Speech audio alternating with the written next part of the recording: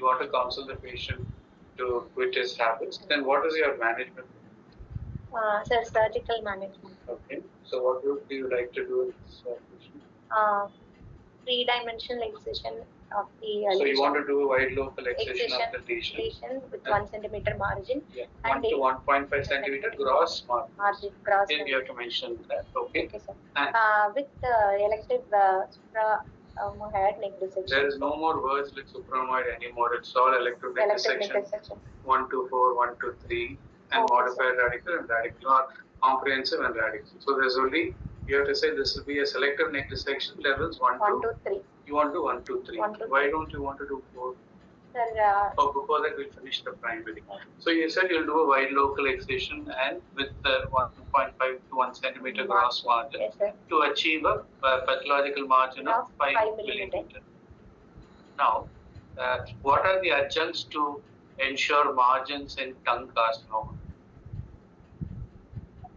Sir, we can intraoperatively we can use frozen section. So frozen section from where? From specimen driven frozen section or patient driven frozen section? Specimen, sir. Specimen side frozen section. Which paper, which data paper has given this data? Okay, so let's say the scenario where you thought that you had good margins, but you sent it with the deep margin as a frozen section, and that came positive. Are these patients good candidates or bad candidates? Bad candidate. Okay, so in such a bad candidate, but your final margin is negative. Your final frozen is negative. So in these patients, will you escalate treatment? Yes, sir. Why? Yes, sir. Is there any data to say that if once frozen is positive, but you have subsequent negative margins and the stage is the same, would you ask for any additional? There's no data for that. Okay. Please read the adjuncts for ensuring margins in oral care. Frozen section is only one. There are many papers which are available, like Raman spectroscopy, NBE. There are so many supravital staining, confocal gonioscopy, so many things are there. So you have to read adjuncts because in T1, what else are they going to ask? Any adjuncts to ensure proper margins? Okay. So you have resected, so your tumor was 1.5 into 1.5 centimeters, but your margin is going to be another 1.5 centimeter around it. So your defect is going to be 3 to 3 centimeters length and breadth, and depth has to be a minimum of 1.5 centimeters. So it's going to be a big defect. We'll come to the reconstruction later. Neck, how do you address? You said you'll do a selective 1 to 3 neck dissection. Okay. So what are the ways you can manage an N0 neck in an early tongue carcinoma? Sir, one is selective neck dissection, another one is sentinel lymph node biopsy. So there are three options. There is elective neck dissection, sentinel lymph node biopsy, or observation. So what is the strict criteria for observation? For observation, T1 lesion with less than depth of invasion is 3 millimeters. Correct. That is only a sub-analysis of the Tata paper, but that is the only evidence we have. So for thin superficial tumors which are less than 3 millimeters, the neck can be observed with periodic ultrasound without any change in the outcomes of that patient. So elective neck dissection versus sentinel lymph node biopsy. What are the indications for elective? What are the indications for sentinel node biopsy? Sir, elective neck dissection is T1, T2, N0 tumor. It has a 13% overall survival advantage of doing elective neck node dissection. In sentinel node. No, finish elective neck dissection. So you said there's a survival benefit and local control benefit. Okay, in the elective neck dissection now. You said you do 1 to 3. Why not do 4? Sir, skip metastasis to 4 is only 3%. Sir, when 1 to 3, I mean in N0. Yeah, whose data is that? Sir, it is meta-analysis. Initially in Bayer's paper, they told it is as 14%. But Bayer's had a lot of problems. Bayer's had a lot of problems. Bayer's had included patients who had level 4 also. They were not positive. But then after Bayer's, who's the next guy you said it's only 2%.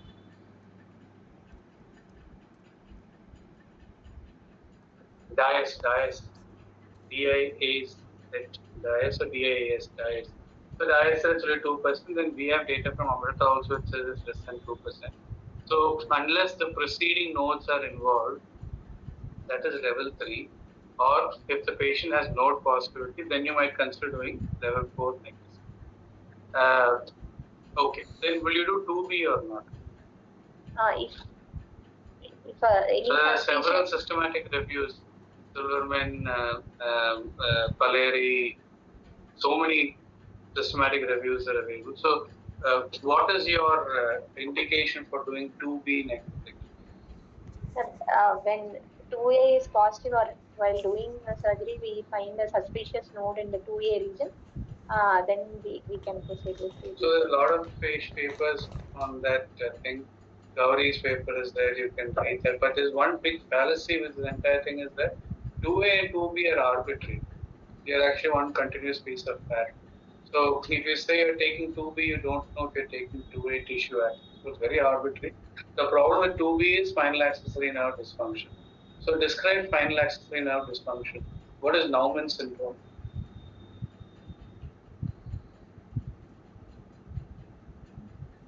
Okay, tell me what are the features of spinal accessory nerve dysfunction? Sir, chronic shoulder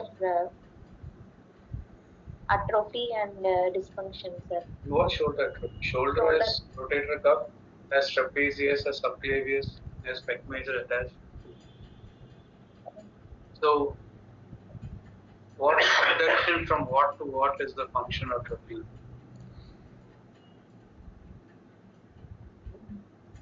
Sir, above. So, read Naumann's spinal accessory nerve syndrome. It's a triad of 3. Okay. So, in an elective neck dissection with anatomical preservation of the nerve, patient has post-operative temporary weakness. When will this temporary weakness usually recover? 2 to 3 months. No, it takes 9 to 12 months. So within 9 to 12 months, so that has been the argument for people saying that selective neck dissection is problematic compared to sentinel because it's only a temporary paralysis. And this is usually caused by devascularizing the nerve, not by cutting the nerve. Maybe devascularization and stretching the nerve. Which other condition can mimic spinal accessory nerve dysfunction?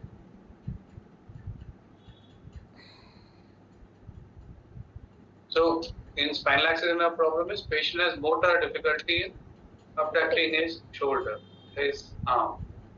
Can anything else prevent abduction of the shoulder? Suppose you have a lot of pain here, will you move your shoulder? So, what is the cause of that pain?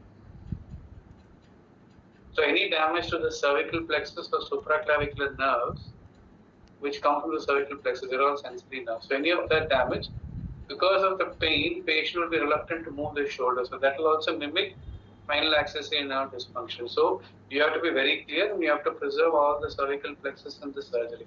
Otherwise, both will mimic each other. Okay, patient came to you post-op with spinal accessory nerve dysfunction. What is the exercise that you will teach them? What is the exercise called?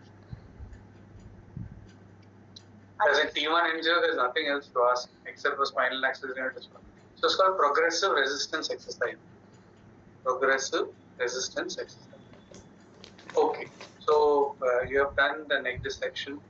You are saying you will do 2B also, but you were saying you will stop the neck dissection at level 3. So you will be a selective neck dissection 1, 2, 3, including 2B, and sparing all the non-lymphatic structures of you're not going to do anything. Tell me the sentinel node side. What is the advantage of sentinel node side?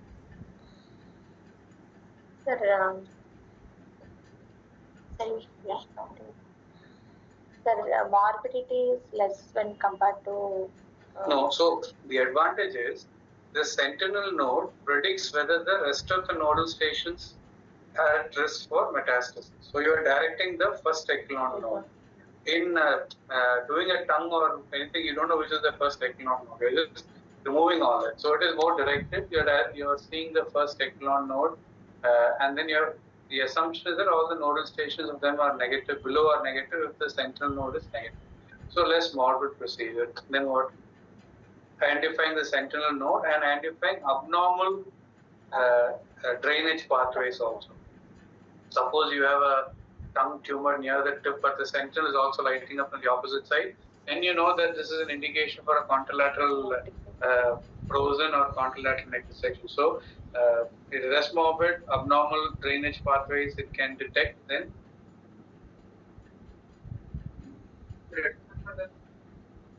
Then what? Is there a head-on comparison between sentinel and elective neck dissection regarding the, okay, what are the disadvantages of sentinel? No, disadvantages is it is labor intensive. Second surgery, 15 to 30% second surgery might be needed. And that's a bit too high, but okay. Ultra staging is needed for lymph node sectioning. No, there's serial step sectioning. Serial sectioning. It's not called ultra sectioning, it's called serial step sectioning. And then you might have to use CK immunohistochemistry in those nodes that have been examined. So, how do you report a sentinel node? Sir, if it is involved by the tumor or no, there is micrometastasis. And then isolated tumor cells. And then what is the first one? So why is this classification important? Because isolated tumor cells is not a prognostic indicator, but micrometastasis is considered as positive. So what did the French study state? De Broglie, what did the French study state? And they looked at all these three. So you have to read both the Yanagisa or whatever, and then send to trial those data you have to read for lymph node thing.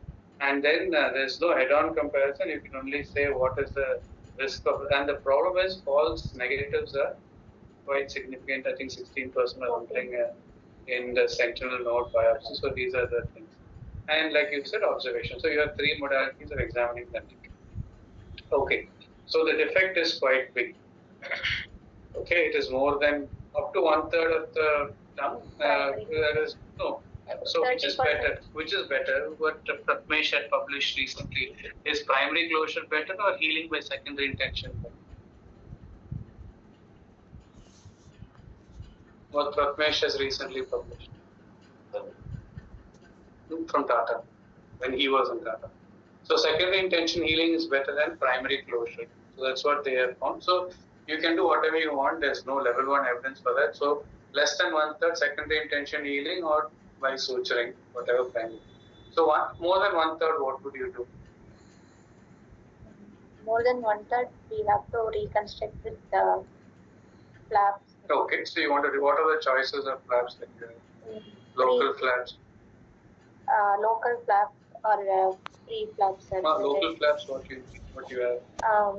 Submental. That's not the first answer, because submental is part of the drainage of, so people have tried, RCC Trivandrum has tried.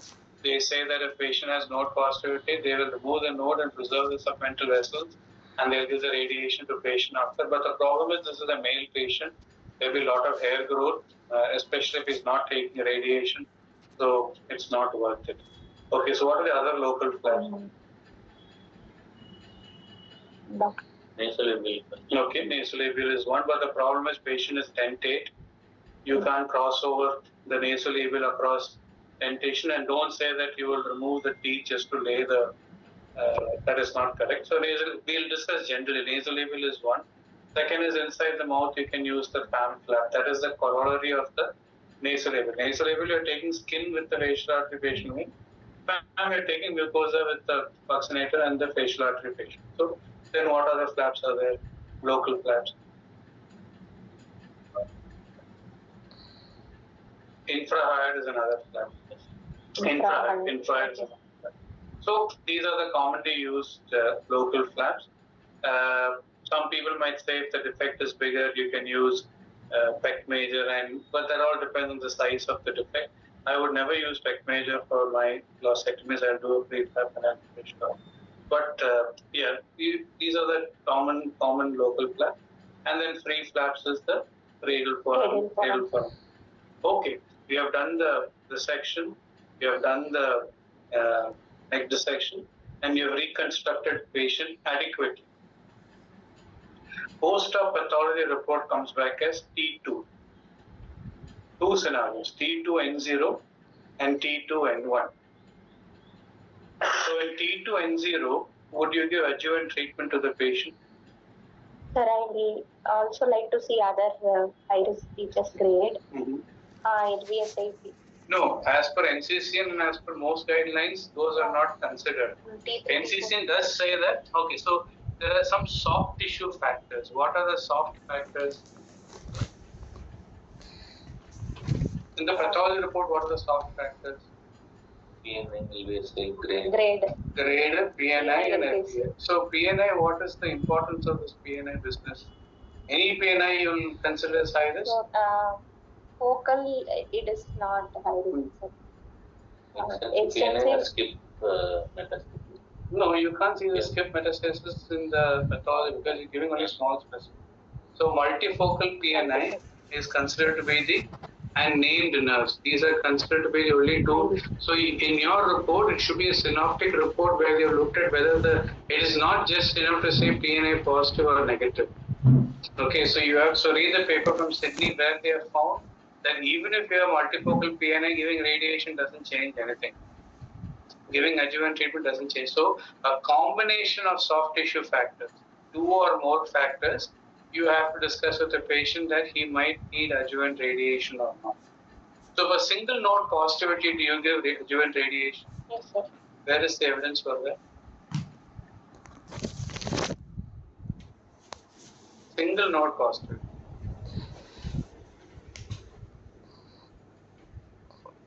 You have a patient with single node positivity. What is the criteria for it?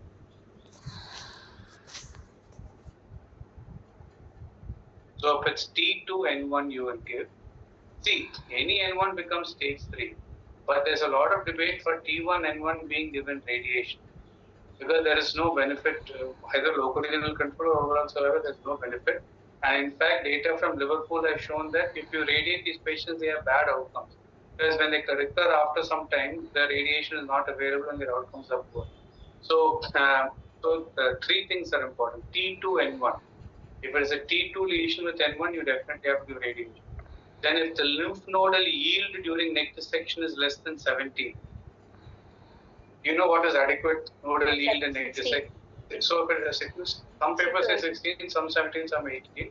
But if it's less than 17, these patients deserve radiation because the nodal yield was not sufficient and they might have other nodes. And third is a combination of soft tissue factors. If you have N1 along with PNI and LBI, you have to give this patient radiation. Okay. So how do you follow up this patient? 3 monthly. Is there any study which has shown that you should do monthly or 3 monthly? What do you do on follow up in these patients? Clinical examination and ultrasound of the neck. You want to do on every visit ultrasound of the neck? Or? No, 6 monthly ultrasound. But this was T1N0. Is there a need to do ultrasound neck on follow up?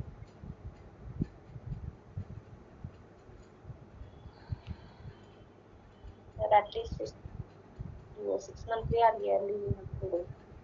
I mean, there's no clear-cut guidelines, but you can always say that you want to image the neck every year.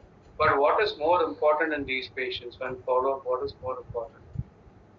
Clinical examination and the neck morning morbidity we have to see for physiotherapy and clinical examination. So any new symptoms warrants imaging. So you have to ask the patient for any new symptoms to warrant imaging. That's what is important for us. And since it's an early stage, other things are okay. It's still atalized lung lesion, it's okay. Like you said, spinal accessory, you have to start as soon as possible, mobilization. So what happens if you don't mobilize the shoulder and the trapezius weakens? What happens? Tendinitis and capsular adhesions and tendinitis. The other problem is that the shoulder girdle will be lower than the opposite shoulder girdle because there will be drooping and it's very painful. Do you know the name of any cast that you can apply for the spinal accessory nerve dysfunction?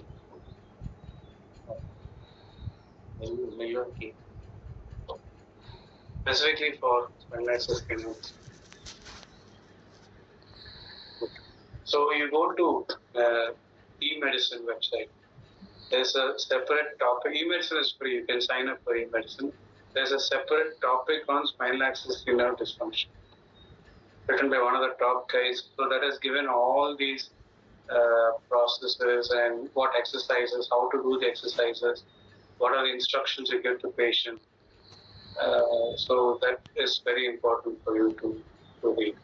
And in T1, the common questions will be how do you assess margins, adjuncts for margins, role of frozen section, whether to do 2B or not, whether to do level 4, 5 or not, advantages of central node biopsy, what are the disadvantages of the central node biopsy, and then what are the classification of the central node pathologically, how do you classify those nodes, and then what are the indications for radiation in an early tongue carcinoma.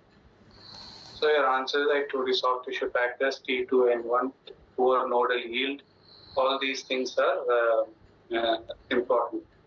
Okay, what is the treatment for leukoplakia? And before that, do you want to give this patient any type of chemo prevention to prevent second primary tumors? Sir, various meta-analysis has been shown that it is not beneficial. Which meta-analysis has shown that? I asked you chemo prevention. Chemo prevention. Which meta-analysis has shown? And which drug was it? Sir, retinoids, vitamin. No, you're talking about Hong's paper and all that. Yeah, okay, that's fine. Yeah, okay. That was not for second primary basically. That was for prevention of leukoplakia progression. There was the second primary trial. Read Harrison. You have Harrison, no? Head and neck. There's one chapter on chemo. Harrison. There's a separate chapter on chemo prevention. There's a separate chapter on chemo prevention. That will be a common question if you have it. Okay, leukoplakia. Tell me what are the ways to manage leukoplakia? Tell me surgical and non-surgical. Non-surgical intralesional hyaluronidase.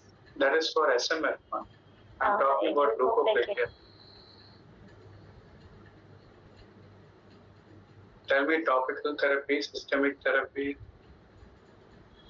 Topical retinoids and radiotherapy. Which has been shown to be the best. Okay, what is the problem with all these topical therapies? We won't have a pathological margin. No, the problem is once you stop the therapy, it will come back. That is the biggest disadvantage of both. And what is the problem with systemic therapy? Systemic toxicity. Yes. So what are the systemic toxicities? So read the chapter chemo prevention, everything is there. And management of leukoplakia you should know because it's a common clinical scenario as well as a practice scenario. So you have to know how to manage leukoplakia. What else will they ask in a time?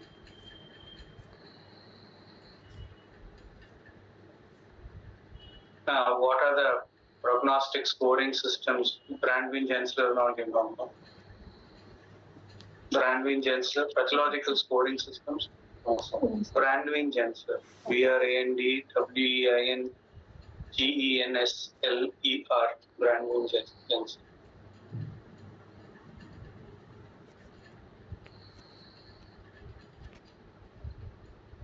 And if they ask you how you prognosticate a patient, you have to say stage of the. So there are various ways of prognosticating a patient after the surgery. Suppose patient comes and asks you, what is my expected survival? What is my expected recurrence? There are two ways of doing it. One is this pathological staging. Second is by nomograms. I am sure you have read about nomograms for other sites. There are many nomograms for. I have written a nomogram for tongue carcinoma separately. So I mean, you don't have to memorize a nomogram. Yes, welcome. Who's a businessman presented with chief complaints of ulcer proliferative lesion in the left lower gum for past 3 months. Patient was apparently normal 3 months back. Then he noticed a small ulcer in the left gum, which was insidious in onset, rapidly progressive, in the present size. No history of pain over the ulcer. No history of loosening of tooth over the growth. No history of sharp tooth or ill-fitting dentures. No history of difficulty in swallowing or voice change or breathing difficulty. No history of loss of weight or loss of appetite. No history of trauma or fever. No history of any other lesions in the oral cavity. No history of any swelling in the neck. And in patients wearing dentures, it's even more problematic because they will not be able to feel the denture once it's placed inside if they have the mental nerve. So always ask for mental nerve distribution. So as a mental nerve is involved, then your lingual nerve also can be involved, then B3 can be involved. You can go all the way up to the foramen. So you have to just ask for mental nerve. What is the significance of tooth loss? If it is associated with the growth, then it is the growth is the cause of the tooth. So what are the reasons for tooth loss? So one is periodontical ligaments are involved. Second, there is demineralization of the bone. Yes. So that is very rare. So if the periodontal ligaments are affected by the tumor, there is a higher chance of tooth loss. And you also have to talk about history of dental extraction. Yes. Very important. Non-healing socket after dental extraction also is a very important finding. Okay, so your patient has left lower jaw growth for how many months now? 3 months. 3 months now. And no other kind, loosening of teeth. Loosening of teeth. And you know the dental formula and all that, no? What is what quadrant and all those things. You should know that. And neck, he had nothing. History, habit history. Habit, he's a smoker, back years, 25 back years, and he's an occasional alcoholic. No history of smokeless tobacco abuse. Okay. No other significant cases. No clinical finding. So I'll directly go to the. Just tell me the findings. Actually, yeah. Yes, sir. Just tell me the findings directly. Yes, sir. Face is bilaterally symmetrical. Mouth opening is adequate with intrinsic distance of 3.5 centimeter. Poor oral hygiene with halitosis present. Nicotine stain presence. Loosening of the tooth. Lower left lower premolars and first molar. That is associated with the growth. Ulceroproliferative growth of size 6 by 4 centimeter present in the left lower gingiva, extending from canine, left lower canine, and up to the second molar. Medially, the growth is extending into the gingivolingual sulcus and just onto the floor of mouth. Laterally, the growth is extending into the gingivobuccal sulcus and into the buccal mucosa for 1 centimeter.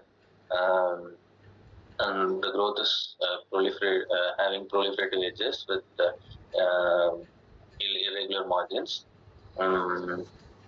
Now, all other subsets normal, sir. On palpation, it is a tender lesion, tender growth. All other findings are confirmed. Medially, the extension is found to be 0.5 centimeter into the floor of mouth. There is gross paramandibular disease, and there is no loss of sensation of the mental areas. An examination of neck, there is a single mobile hard 1.5 by 1.5 centimeter node in the level 2, mobile hard node. Left side level 2. No other nodes. No other nodes at all. Okay, so what are the pathways of spread into the mandible?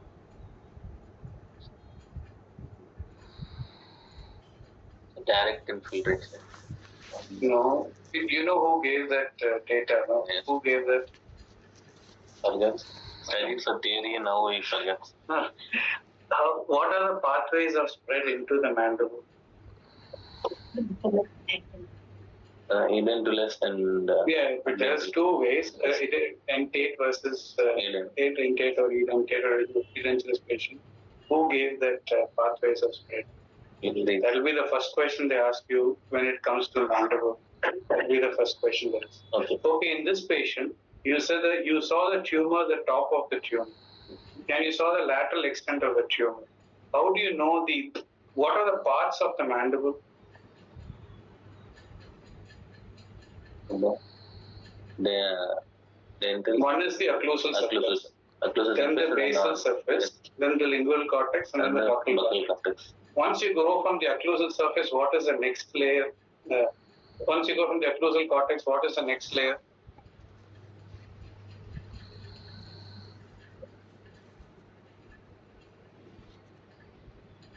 And then once you go below that, what is the third layer? What is the significance of the depth of penetration? Let's say you have done a segmental mandibulectomy. What is the, do you know the Tata paper where they have classified cortex, medulla and canal?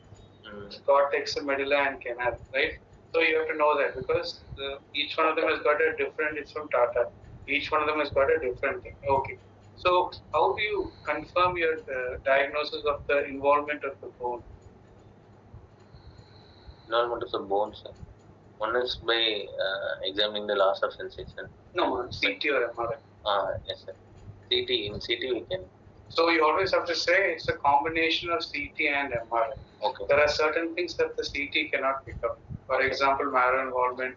For example, perineal invasion, the CT cannot pick up. Okay. But for superficial lesions involving only the occlusal surface and no other clinical signs of PNI, a CT should be sufficient. But early involvement of the bone is picked up by MRI. Okay. So in this patient, you have done combination of CT and MRI, and you find that there is paramandibular disease. So automatically, what is your management? Irrespective of whether the bone, cortex, medulla, or canal is involved, automatically what is your? Go for segmental. You have to go for a segmental management. Okay. So when will you do? So there's a conservative mandibulectomy and segmental mandibulectomy. Conservative mandibulectomy is a marginal mandibulectomy that can be classical marginal, reverse marginal, or buccal or lingual plate marginal. Yeah, we can do all these different types of. So in this segmental, how do you assess the margins in a segmental mandibulectomy? Sir, we have to send frozen section from where? From the marrow of. Okay, if the marrow is not involved, what's the point of taking frozen section? Here you said paramandibular spread. So what is the importance in taking margins for bone in segmental mandibulectomy? Always the margins are decided by the soft tissue component. So usually the soft tissue component is beyond the bone involvement. So you have to take 1.5 centimeters on the soft tissue with the bone. So the soft tissue determines the bone margins. If there is no soft tissue, then like you said, you can cut 1 centimeter above and front and behind, and then send for marrow for frozen. If it comes negative, then you can do that. Okay. So in this patient, neck dissection, what type of neck dissection will you do? Okay. What is your approach for the segmental? I will do angle split. Okay. What is the disadvantage of angle split? The commissary is disturbed. More importantly, marginal mandibular will go. Yes, sir. Okay, so that will cause denervation of the lower lip. It's a very bad thing. Okay. Especially with the poor commissure and denervation of lower lip, 100% they'll grow. So you have to be very careful. So you can do a midline lip split and take a cheek flap. That usually preserves the.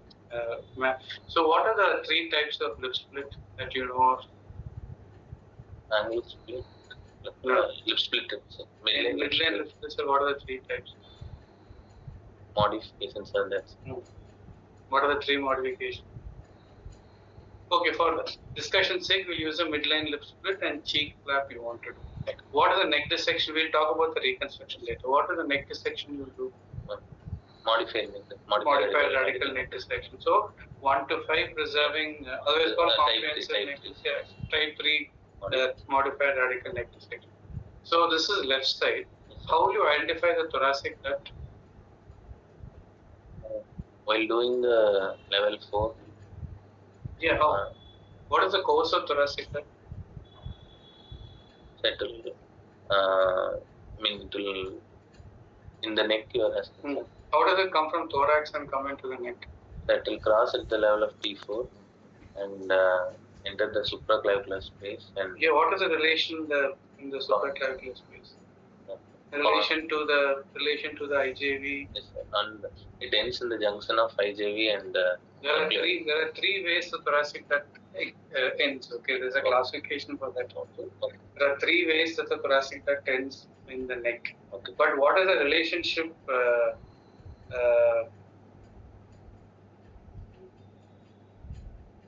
What is the relationship of the thoracic duct with IJV and carotid sheath?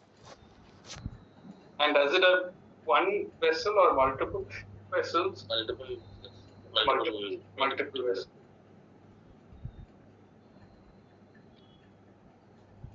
Okay, so you have thoracic duct leak. Yes, sir. Oh, 1 second. Hello. Good thoracic. Okay, you encountered thoracic duct tile leak intra. What will you do? Ligate or clip with non-absorbable ligases. Yeah, it is standard answer, but you will mass ligate or you will identify individual vessels and ligate? I'll mass ligate in the. How do you make out which site is leaking? We'll give Valsalva by raising the intrathoracic pressure. So more better than Valsalva is intra-abdominal pressure. If you give intra-abdominal pressure, the leak is more common. Then you use a right angle or mixture and you take a tie around it. What is the critical structure that you should be careful when you're tying it there? RLN. Junction of IJV and. No, what is the critical structure there? Phrenic nerve. Phrenic nerve is there. So you have to be very careful of the phrenic nerve when you tie. Okay, so post-op you detect chyle leak. How do you manage? Initially by giving fat-free. No, you have to. Conservative. No, you have to classify the chyle leak. Yes, Low output, high output. How do you classify based on ml? Less than 200. 1,500 for 1 week. Yeah, there are different numbers, but 500 is acceptable number. So I would agree. So low volume chyle leak, high output chyle leak. So high output chyle leak, you obviously have to go explore. Yes, sir. You have to identify. So how do you intraoperatively identify? Is there any way of identifying the lymphatic structures? Yes. By injecting ICG. ICG like a curd we can give. Yeah, so fat diet, whatever, or diet. you can use ICG to localize it. Okay, that you have to surgically ligate, otherwise you have to thoracoscopic ligation. What is the relation in the thorax between the trachea, thoracic duct and the azygos? Between the azygos and arch and the aorta, it will be. Yeah, so you have, in that area you have to mask clips. You can't identify now that. You just have to put clips all the way. Okay. And then conservative management, what is the drug that you will give? Fat-free diet will. And then what is the drug that you will give? Don't give fat-free diet. You give medium chain you can give. That is coconut oil. That diet you can give. Other fats you have to avoid. Then what is the drug that you can give? Octreotide. You can give octreotide for the patient. You can try compressive dressings, fat-free diet, and if it is really not controlled, you can put the patient on TPN or something like that for avoiding the intrahepatic. How do you confirm something is chyle or not? Send for chylomicron. Most labs won't do chylomicron. So what is the ratio? How many times more than serum triglyceride it should be? So chyle leak will also be an important discussion point in the exam. Okay, how will you reconstruct this patient? He is 56. Dentate patient, 56. No involvement of the masticator space. Mouth opening is good. Yes. His outcomes are also going to be good. So how do you reconstruct this patient? By using prefibrillar clamps. Okay, so in which cases won't you use fibula? You won't use fibula. In case of peripheral arterial occlusive No, primary disease will tell. Okay. If we are not able to preserve the condylar. Even then you can do. That's also not a problem. Okay. So first is patient with trismus. Patient is trismus. That is masticator space involvement. There's no point putting fibula in a patient with trismus. Okay. It's not worth it. Second, edentulous patient. What is the point of putting fibula when there is no occlusion needed in these patients? Third, patients at high anesthetic risk. Okay. Okay. And then flap reasons, if he's got peripheral vascular disease, atherosclerosis, or abnormal anatomy in the leg and calf, then you might not consider putting a bone flap. So, What are the soft tissue flaps that you can use to reconstruct the alveolus? Anterolateral Side flap, okay then. lateral arm flap. Lateral arm is too small, pedicle is too short, very thin. Yeah, you can do. I only do lateral arm for tongues, but you can do lateral arm for mucosa. Yes. But the commonest thing is the pectoralis major flap. What is the blood supply of pectoralis major?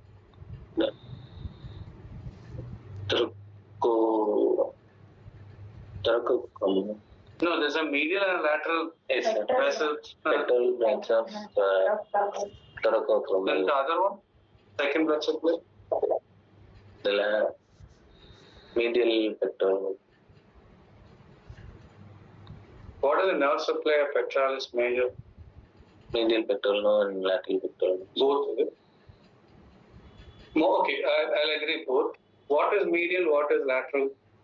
Medial is from the lateral part and medial is from the brachial. That's how it comes. So you know the steps of raising pectoralis major. Yes. Right? How do you decide the skin paddle? Yes. What is the choke vessel area of the pectoralis major flap? No, choke vessel. We know choke vessel. Okay. So that's between the fifth intercostal space. That is where the choke muscle is. Some of your examiners for old style will ask you, can we use pec major with rib, pec major with sternum? All that is possible, but they're very flimsy. They're not very robust blood supply things, so I wouldn't use it. But like you said, your answer should be this one. Pectoralis major can be used safely in each. Supraclavicular also can be used, but pectoralis major is safe. Okay, can I leave? Yes, sir. Thank you, sir. Thank you.